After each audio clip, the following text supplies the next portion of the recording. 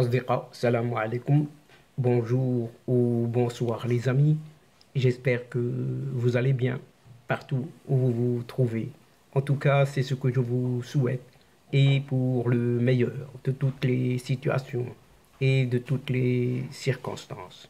Bienvenue sur votre chaîne Bled Maghribia qui attend comme toujours vos encouragements et qui nous font beaucoup de bien. Nous avons bien besoin. Abonnez-vous, abonnez-vous pour rester tout simplement très informé des dernières nouvelles de votre chaîne. الأصدقاء نتمنى تكونوا بخير وعلى خير أينما كنتم. أهلا وسهلا بكم ومرحبا بكم في قناتكم. Cette séquence vidéo vous propose cette chronique qui se consacre une fois de plus à un certain voisinage où ne règne ni paix, ni sens, ni entendement raisonnable d'un certain régime d'à côté, un régime algérien, vous l'avez tout de suite reconnu, malgré une large main tendue vers certains frères d'à côté marocains. Mais cela ne risquera pas d'arriver de sitôt ou demain la veille, car cette junte à la tête du pouvoir de cette Algérie, qui part en vrille, ne met aucunement en avant un certain, entre guillemets, sérieux et encore moins de sagesse comme valeur essentielle à une certaine identité. Dans cette Algérie, on est totalement démuni. Pas plus tard que ces derniers jours, c'est tout frais, tout récent. Un certain roi du Maroc a de nouveau appelé, lors de son discours du trône, cette Algérie, ou du moins ses dirigeants, à un retour à la normale et à la réouverture des frontières fermées entre les deux pays depuis 1994. Ceci pour ne pas remuer le couteau dans la plaie. C'est une fois de plus une main tendue à la raison et à la sagesse que propose le souverain marocain aux voisins de l'Est. Malheureusement, et comme à l'accoutumée, cette exhortation n'a pas eu d'effet, mais vraiment aucun. Mais pour le régime tout à fait ramolli d'Alger, la demande de la réouverture des frontières par les responsables marocains ne suffit pas.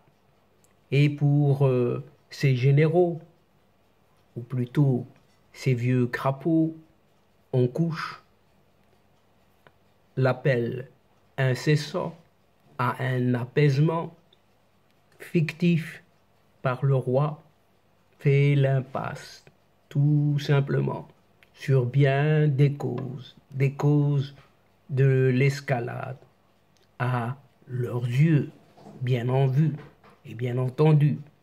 Aussi, ces vieux crapauds posent-ils un certain nombre de conditions évidemment impossibles à remplir.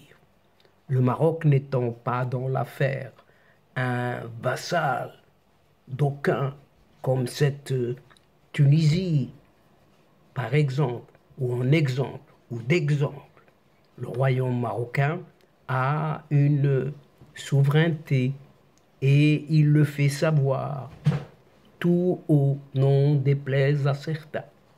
Et vas-y que je te détaille des vertes et des pas mûres. Depuis la normalisation des relations, entre guillemets, avec l'État d'Israël, qui en fait n'est qu'un rétablissement dans l'Algérie depuis certains Amgala. On avait goûté les primeurs à l'arrêt d'un certain brigandage du patrimoine matériels et immatériels, algériens, en passant par la tenue d'un certain référendum, toujours au Sahara, et l'argent, cet argent de réparation pour de soi-disant déportés de 1975, aux incendies qui ont ravagé le nord du pays durant l'été 2021 et d'autres contentieux dont le soutien du royaume, par exemple un certain MAC, Mouvement pour l'autodétermination de la Kabylie, classé par Alger comme une organisation terroriste. Ce MAC, bref, pour le déliquescent régime d'Alger, c'est un niet et une fin de non-recevoir. Il fallait s'y attendre, bien sûr. C'est que cette normalisation ou ce rétablissement des relations entre le Maroc et Israël, quel qu'en soit le régime en place, ces capots déchus d'Alger, bien qu'édentés et parvenus, ne l'avalent toujours pas. Ce rétablissement diplomatique entre les deux pays, Israël, Maroc. D'autant plus que les visites de plusieurs responsables israéliens dans le Maroc, dans le royaume marocain, sont également considérées comme des menaces directes sur la sécurité de leur chère, très chère Algérie.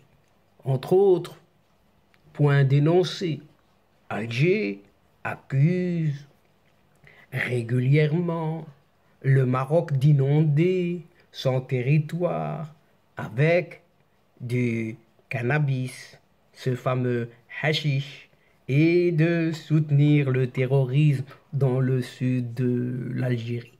Rien que ça, et pas plus que ça. Mais le régime de ces vieillards tout à fait décrépits d'Alger s'est parvenu, depuis qu'il est au pouvoir, ce régime n'a cesse de brandir l'ennemi de l'extérieur et a de tout temps accusé un certain Maroc d'actes hostiles à son égard.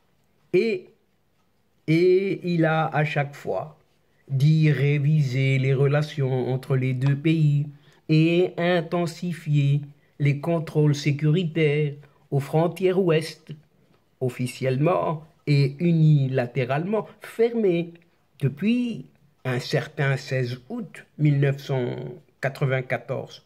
Faut-il le rappeler, toujours pour certains qui ont la mémoire courte. Préoccupante, donc, comme situation. Alors que le bon sens, la sagesse, voudrait qu'il y ait une union des forces pour faire face à la conjoncture mondiale actuelle.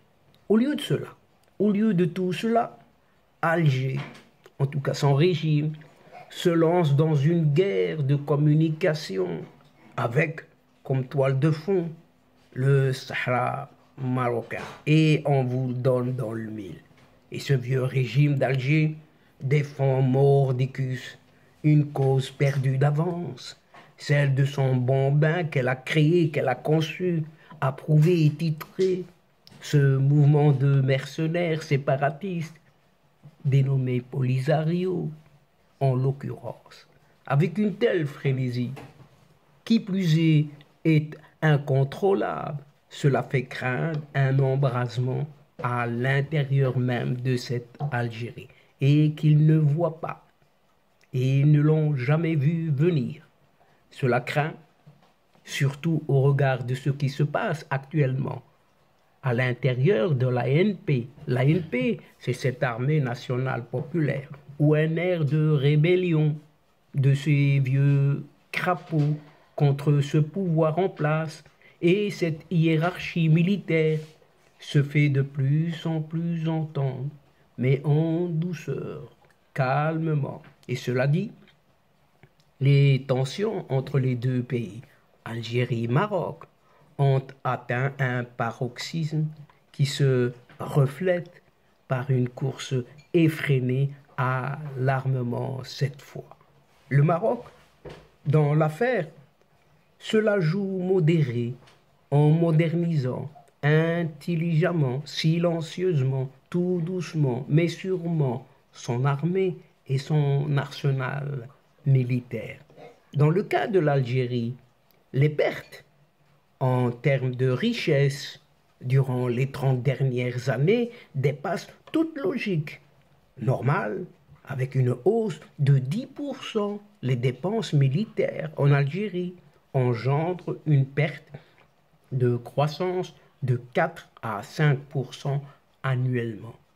Si l'on compare ce chiffre à celui du Maroc, on trouve une perte de croissance beaucoup plus modeste, se situant entre 0,3 et 0,4%. Mais désormais, il est su de tous que nous sommes face à un régime algérien qui est à des années-lumière de ce qui est appelé la sagesse et le sérieux.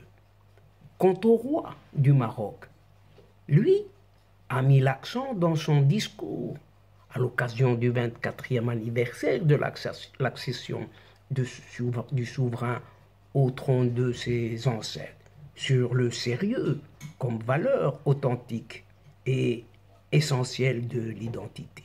Le sérieux.